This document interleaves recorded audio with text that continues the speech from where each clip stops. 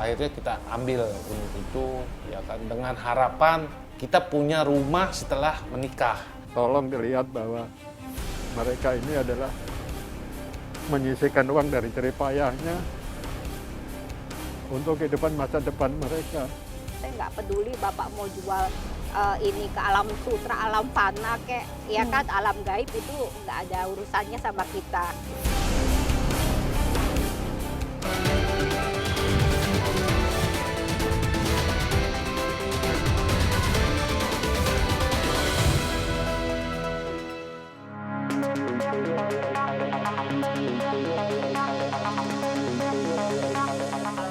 Sejak menikah pada 2002, pasangan Yeti dan Sukamto belum memiliki rumah sendiri. Saat ini mereka tinggal di rumah kontrakan di kawasan Cipondoh, Kota Tangerang dengan biaya sewa 16 juta rupiah per tahun. Pada 2017, keduanya tertarik promosi apartemen Meikarta di Kabupaten Bekasi. Yeti dan Sukamto pun membeli sebuah apartemen berukuran 37 meter persegi seharga hampir 300 juta rupiah di distrik 2 Meikarta. Pembayaran dilakukan dengan kredit pemilikan apartemen. Suami istri ini mencicil sebesar 5 juta rupiah per bulan selama 5 tahun. Tetapi hingga 2021 atau setahun menjelang cicilan mereka lunas, apartemen yang mereka dambakan tak kunjung ada wujudnya. Saat itu, Yeti dan Sukamto telah menyetorkan uang lebih dari 280 juta rupiah. Ketika berkunjung ke lokasi proyek, seorang staf penjualan Meikarta menawarkan pasangan tersebut pindah ke unit yang lebih besar di distrik 1 dengan iming-iming unitnya akan selesai pada pertengahan 2022. Mereka pun setuju untuk beralih ke apartemen seluas 45 meter persegi. Namun, apartemen yang lebih besar dan berlokasi di distrik 1 tentu lebih mahal. Yeti dan Sukamto akhirnya menambah kredit sebesar 499 juta rupiah. Cicilan KPA mereka pun bertambah menjadi 7,7 juta rupiah per bulan dan masa pinjaman bertambah selama 7 tahun. Tetapi hingga akhir 2022, unit yang dijanjikan belum juga diserahkan oleh pengembang. Kepikiran saya, kalau saya udah dapat serah terima, di situ saya kan bisa buka usaha, saya bisa tinggalin atau saya bisa jual lagi, saya bisa dapat keuntungannya gitu. Saya dari awal pindah ke distrik 1 aja saya belum pernah dikasih lihat unitnya. Belum pernah lihat unitnya tuh sudah jadi berapa persen, sudah sampai di mana pembangunannya, saya nggak pernah lihat. Karena setiap kali saya datang, dia selalu bilang belum bisa dilihat unitnya, masih berantakan. Untung tak dapat diraih, malang tak dapat ditolak. Januari 2023, Yeti diberhentikan oleh perusahaan tempatnya bekerja. Sementara penghasilan sang suami tidak cukup untuk membayar sewa rumah, kebutuhan sehari-hari, dan cicilan Meikarta. Karena tak sanggup lagi mencicil KPA, Yeti mengajukan restrukturisasi ke bank. Awal Februari, Yeti mengajukan permohonan titip jual unit apartemen ke pengembang. Salah satu klausul yang tertulis di dokumen menyatakan, Yeti memberi hak eksklusif kepada tim sales Meikarta untuk menjual atau menyewakan unit kepada pihak lain. Pendapatan yang diperoleh akan diberikan kepada Yeti setelah dipotong komisi, denda keterlambatan, hingga biaya perawatan. Nah, dijanjikan kan setelah saya isi form, unit saya akan dihijaukan, terus baru bisa dilakukan penjualan oleh sales-sales Meikarta. Dan dia juga bilang, kalau sudah dapat pembeli, harga nanti saya yang nentuin. Gitu. Setuju nggak dengan harga berapa gitu. Biaya untuk penjualan itu 4%. Kondisi serupa menimpa William Hadiputro. Sebelum menikah, ia memutuskan membeli satu unit apartemen 26 meter persegi di Meikarta seharga 185 juta rupiah secara tunai. Pengembang menjanjikan serah terima unit pada 2021. Tetapi hingga Februari 2023, apartemennya di distrik 2 tak kunjung berwujud. Setelah sidang penundaan kewajiban pembayaran utang atau PKPU Meikarta pada akhir 2020, ia kembali dijanjikan unitnya diserah terimakan pada 2025. Dan waktu itu saya masih single dan saya berkonsultasi dengan calon istri saya, akhirnya kita ambil unit itu, ya kan, dengan harapan kita punya rumah setelah menikah, yang selama ini dan sampai sekarang ini saya masih nebeng dengan orang tua saya. Penyerahan yang terus tertunda membuat sekelompok pembeli apartemen Meikarta yang tergabung dalam komunitas konsumen peduli Meikarta menggelar unjuk rasa di bank pemberi kredit dan DPR. Mereka menuntut pengembalian uang yang telah disetorkan. Namun, 18 orang anggota komunitas malah digugat oleh pengembang Meikarta, PT Mahkota Sentosa Utama atau PT MSU. Para anggota komunitas dituntut 56 miliar rupiah dengan tuduhan mencemarkan nama baik perusahaan. 49% saham PT Mahkota Sentosa Utama atau MSU selaku pengembang Meikarta dipegang oleh PT Lipo Cikarang yang memiliki kode emiten LPCK. Dalam rapat dengar pendapat umum dengan Komisi 6 DPR pada 13 Februari 2023, perwakilan PT MSU dan LPCK menyatakan telah mengajukan permohonan pencabutan tuntutan terhadap konsumen di Pengadilan Jakarta Barat. Hingga akhir 2022, pihak pengembang mengklaim baru melakukan serah terima 4.800 unit apartemen dari 18.000 unit yang dibeli para konsumen. PT Lipo Cikarang mengklaim telah menyuntikkan dana hingga 4,5 triliun rupiah ke PT MSU untuk penyelesaian proyek Meikarta. Berdasarkan perhitungan di atas kertas, jumlah konsumen Meikarta saat ini 18.000 orang. Jika sejak 2017 setiap konsumen telah menyetor uang minimal 200 juta rupiah untuk pembelian apartemen, maka uang yang masuk kantong pengembang mencapai 3,6 triliun rupiah. Berdasarkan perjanjian perdamaian atau homologasi yang disepakati pengembang dan konsumen pada 2020, pihak pengembang akan menyerahkan unit apartemen kepada konsumen paling lambat pada 2027. Pengembang juga akan membayar denda keterlambatan penyerahan unit kepada konsumen.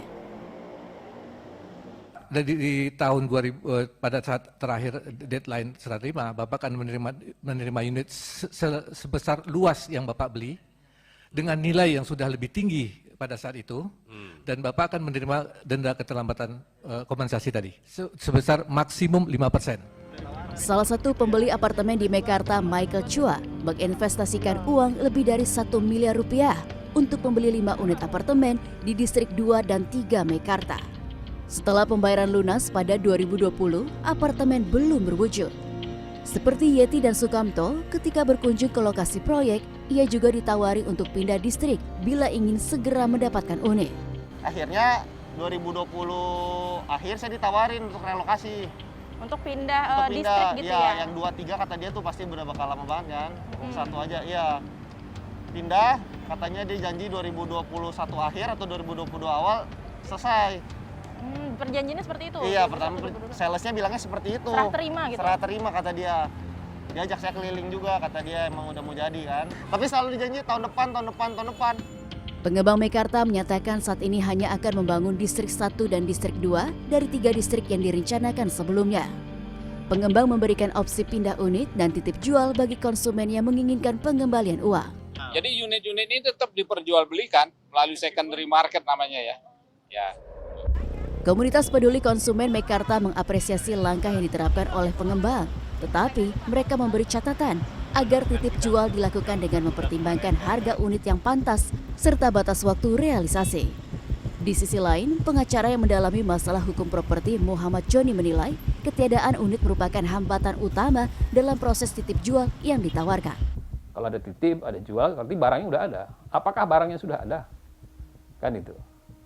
Yang kedua, kalau titip barang, ya pasti ada ongkos, nah, biaya-biaya, dan juga pajak. Titipnya kena, jualnya juga kena. Regulator bersama dengan Dewan memberikan mandatori kepada Presiden, buatlah perpres, selesaikan problematika ini secara out of the box. Dan itu sebenarnya presidennya sudah pernah ada. Kalau kita ingat, Pergub DKI Jakarta tentang P3SRS, itu kan sebenarnya bisa dilakukan. Meskipun belum memenuhi pesanan belasan ribu konsumen, pengembang Meikarta masih menjual apartemen kepada konsumen baru.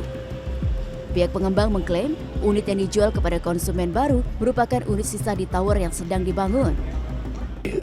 Kalau kita jual sekarang, tadi saya bilang di kelompok keterbangunan fisik itu ada 2 kelompok. Yang pertama yang di atas 20% yang sudah tentunya ini banyak diminati oleh pemesan. Biasanya orang beli unit yang ini yang di atas 20% dan itu penyerahan unitnya selambat-lambatnya Desember 2025. Sedangkan yang kedua, golongan yang kedua itu yang keterbangunan dia di bawah 20% itu nggak kami pasarkan, Pak, kan gitu ya. Yang kami pasarkan sisa-sisa unit yang masih ada di keterbangunan di atas 20%. Dalam RDPU dengan Komisi 6 DPR, PT MSU mengklaim hingga saat ini pembangunan 28 tower dengan 7.600 unit apartemen hampir selesai. 8 tower untuk 3.200 unit apartemen telah selesai struktur dan 9 tower sedang tahap pondasi. Ribuan unit apartemen akan diserahkan secara bertahap kepada konsumen hingga 2027.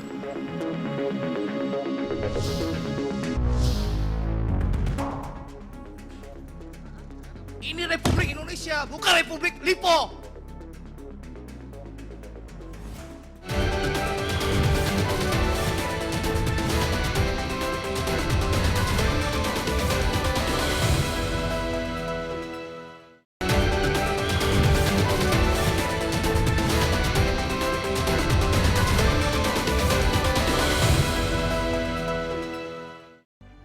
Apartemen Meikarta dipasarkan sejak 2017. Promosi pembangunan kota baru di daerah Cikarang, Kabupaten Bekasi, Jawa Barat tersebut dilakukan secara masif. Berdasar data lembaga Nielsen, biaya iklan Meikarta sepanjang 2017 di berbagai platform media mencapai sekitar 1,5 triliun rupiah. Namun, target serah terima apartemen yang dijanjikan pada 2019 tak dapat dipenuhi pengembang. Kasus suap perizinan juga menerpa Meikarta. Pada 2019, mantan Bupati Kabupaten Bekasi Neneng Hasanah Yassin bersama mantan Kepala Dinas, mantan Sekda Jawa Barat, dan mantan Presiden Direktur Lipo Cikarang Billy Sindoro divonis bersalah oleh Majelis Hakim Pengadilan Tindak Pidana Korupsi Bandung dalam kasus suap perizinan Meikarta. Dalam promosinya pada 2017, pengembang mengklaim Meikarta merupakan mega proyek dengan luas 2.200 hektar dan bernilai lebih dari 270 triliun rupiah. Salah satu fasilitasnya adalah Central Park seluas 100 hektar. Namun berdasarkan data Dinas Cipta Karya dan Tata Ruang Kabupaten Bekasi, luas lahan keseluruhan berdasarkan master plan atau dokumen tata ruang yang disetujui hanya sekitar 84,3 hektar dengan jumlah bangunan sebanyak 53 tower.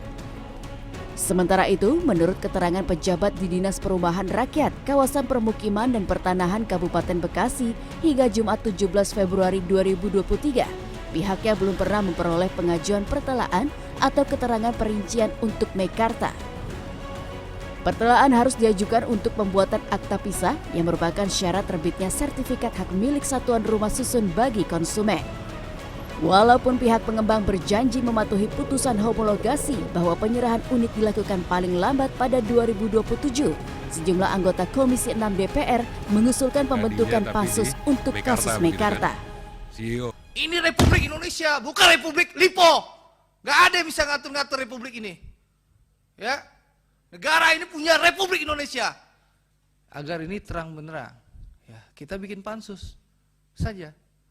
Biar urusan Meikarta ini terang benerang. Saat ini Perpres maupun undang-undang baru dibutuhkan untuk perlindungan konsumen perumahan. Salah satu hal yang diusulkan adalah penerbitan sertifikat layak jual bagi produk properti. Tapi DPR jangan cuma gebrak meja, buatlah regulasi. Kalau untuk ease of doing business kita buat omnibus law, ayolah pemerintah DPR buatlah omnibus law perlindungan konsumen. Proteksi. Tidak cuma melihat lokasi, dan lokasi. Harus ada sertifikat layak jual. Ya kan? Bahwa unit ataupun produk properti yang dijual ini memang layak untuk dijual kepada publik, kepada konsumen, kepada masyarakat. Agar tidak ada terjadi kasus. Jadi semacam garansi, jaminan bahwasanya ini adalah barang yang terjamin. Baik produknya, perizinannya, maupun pembiayaannya.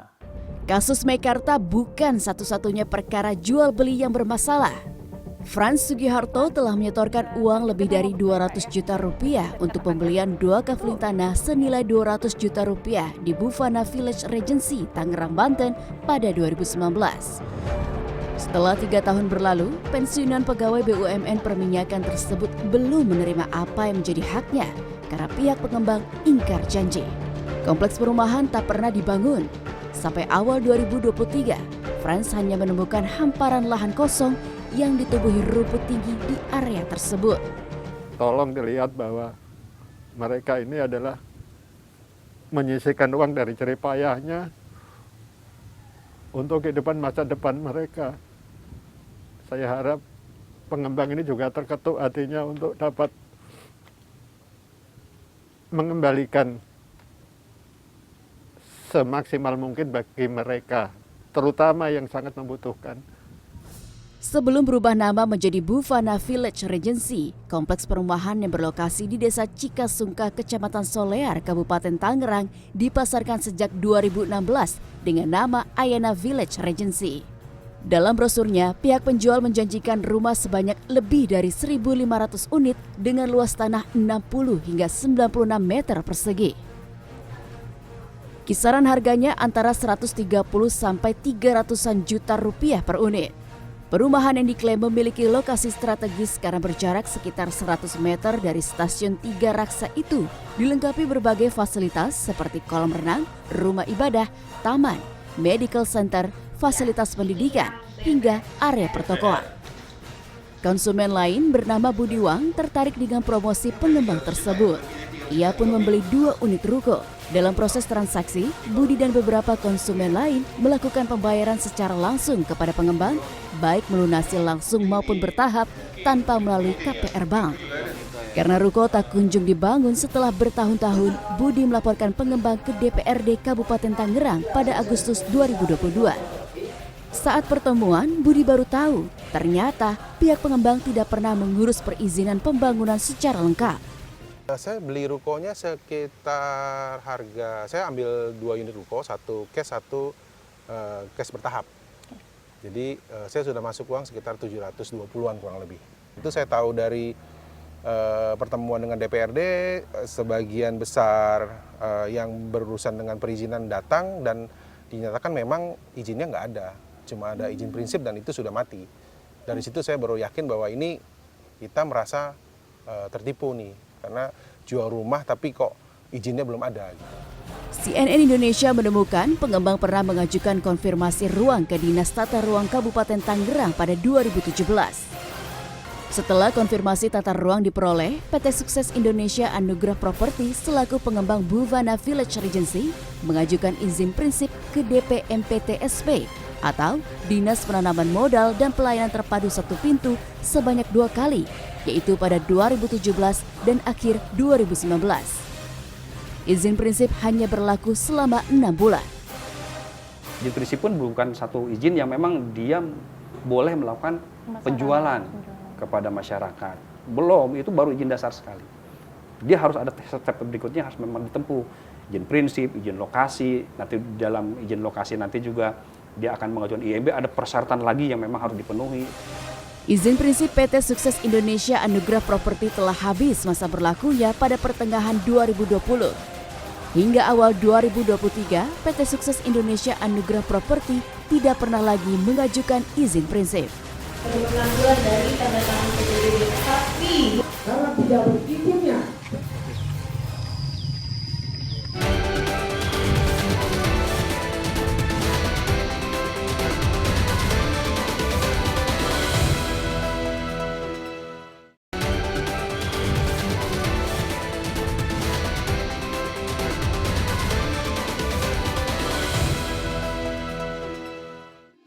CNN Indonesia mengkonfirmasi legalitas lahan Buvana Village Regency ke Badan Pertanahan Nasional Kabupaten Tangerang.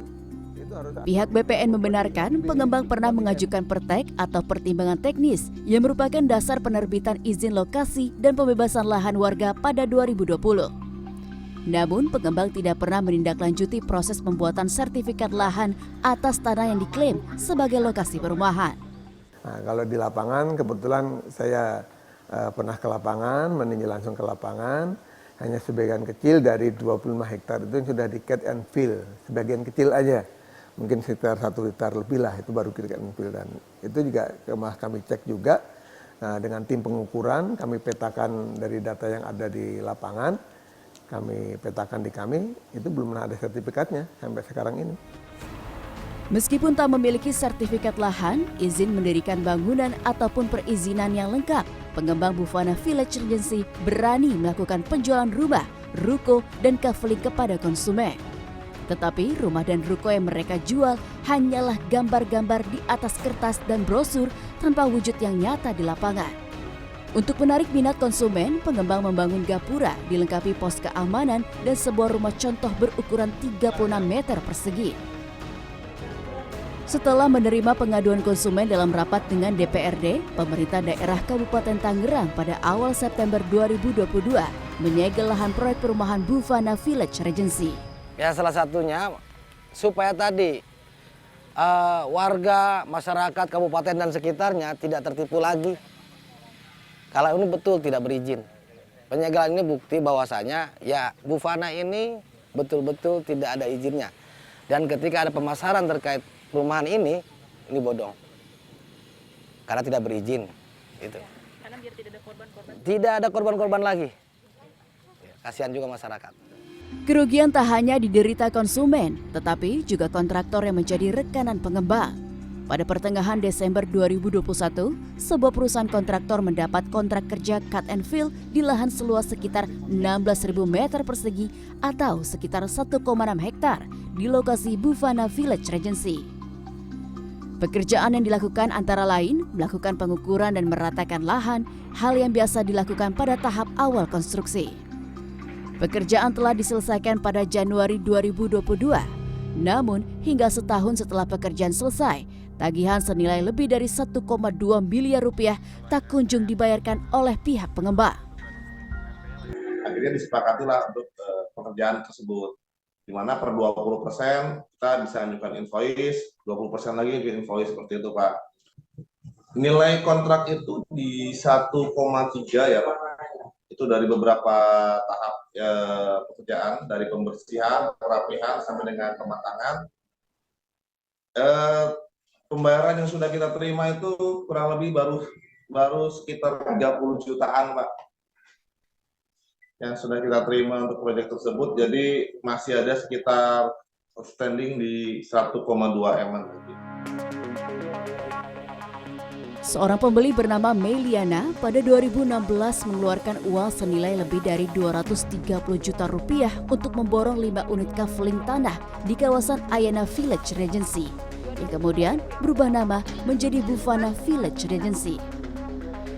Saat itu, Meliana tertarik karena ada diskon hingga 40% untuk pembelian 5 unit kaveling. Setelah lebih dari 3 tahun tak kunjung ada tanda-tanda pembangunan, ia pun mulai berupaya agar uang yang telah ia setorkan dapat kembali. Ia mendatangi manajemen di kantor pusat pengembang yang berlokasi di kawasan Tangerang Selatan pada 2019. Ketemu sama manajemen waktu itu dan mereka tuh menyatakan pokoknya ini pasti akan dibangun. Dia menjanjikan seperti itu. Terus dia bilang semuanya sedang ada masalah di internnya mereka gitu. Terus sempat juga mereka bilang kalau ini lahannya ini mau dibeli sama Alam Sutra. Saya ada recordingnya pada waktu itu. Bahkan ada sempat juga saya sempat teriak waktu itu. Saya bilang saya nggak peduli Bapak mau jual ini ke Alam Sutra, Alam Fana kayak ya kan alam gaib itu nggak ada urusannya sama kita. Yang pasti kan di mana hak kita kan gitu kan ya. Gitu. Karena memang tidak pernah ini dibangun. Karena tak ada titik temu, pada 2020 Meliana dan sejumlah konsumen melaporkan pihak pengembang ke Polda Metro Jaya dengan tuduhan penipuan. Pada awal 2023, Polda Metro Jaya menetapkan 3 orang tersangka dalam kasus ini. Dan sejauh mana progresnya, saat ini sudah menetapkan 3 tersangka. Ada MBA, ada TLK, dan juga ada VW. Pasal yang dipersangkakan dalam menetapkan proses penyidikan terhadap tersangka ini adalah pasal 378 KUH pidana dan juga pasal 372 KUH pidana. Adapun sangkaan di mana tersangka telah melakukan pemasaran dan penjualan terhadap unit rumah, ruko maupun kaveling ya, pada perumahan bernama Bufana Village Regency dan menampung uang para konsumen. Jadi uang sudah diterima dan belum sama sekali memiliki bidang tanah yang sesuai dengan dipasarkan oleh developer tersebut. Masih ada lagi kasus properti semacam ini di Jabodetabek. Antara 2019 hingga 2021, Subdit Harda di Treskrimum Polda Metro Jaya menerima dan melakukan penyelidikan maupun penyidikan terhadap 5 laporan kasus perumahan bodong dengan modus serupa. Berdasarkan data Yayasan Lembaga Konsumen Indonesia, pengaduan kasus perumahan terbanyak adalah masalah pembangunan yang mangkrak, ketiadaan dokumen sertifikat bagi konsumen, serta bangunan yang tidak sesuai spesifikasi. Transaksi itu banyak permasalahan, khususnya di iklan. Bagaimana konsumen jangan terjebak oleh gimmick, dan juga bagaimana iklan-iklan pelaku usaha bahwa ini rumah ini murah, rumah ini bagus, dan rumah ini sangat strategis. Ternyata memang nggak punya legalitas izin yang lengkap, sehingga itu menjadi bumerang bagi konsumen ketika sudah bayar DP, sudah membayar sejumlah uang, ternyata tidak dibangun. Makanya oleh sebab itu kita harus menyampaikan juga bagaimana teliti, cerdas, dan juga cermat. Agar tidak dirugikan, konsumen harus jeli dan teliti melihat legalitas lahan pengembang dan tidak hanya terpaku pada lokasi, promosi dan diskon, serta kemudahan pembayaran langsung kepada pengembang. Lokasi yang strategis dan tidak jauh dari stasiun, rumah mewah minimalis dengan DP 0% tanpa BI checking, jangan gampang tergiur. Nyatanya banyak sekali hal yang harus Anda perhatikan sebelum Anda membeli sebuah rumah. Baiknya kasus penipuan yang dilakukan oleh pengembang nakal menjadi hal yang harus Anda perhatikan bagi Anda para pencari rumah. Sebelum Anda membeli sebuah rumah, pastikan Anda mengecek beberapa hal sebagai berikut. Jangan membeli sebuah rumah dari pengembang yang memiliki jejak permasalahan di pembangunan sebelumnya.